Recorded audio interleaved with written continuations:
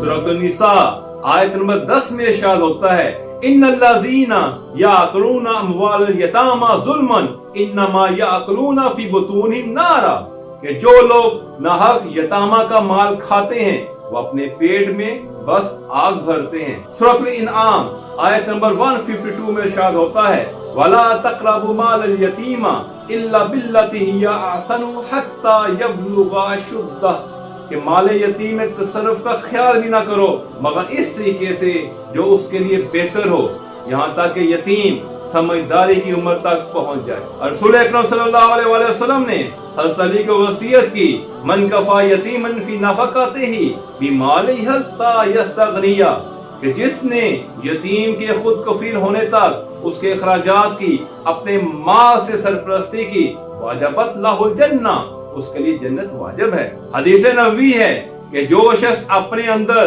दिल की सख्ती को महसूस करे, वो किसी यतीम को अपने दस्तरखान पर बैठाए, उसको खाना खिलाए और प्यार से उसके सर पर हाथ फेरे, तो इससे उसका दिल नरम होगा।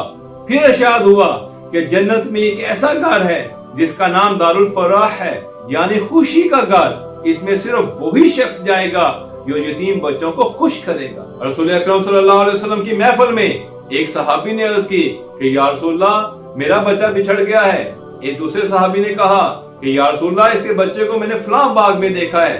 ये सुनकर वो शख्स दौड़कर रवाना हुआ।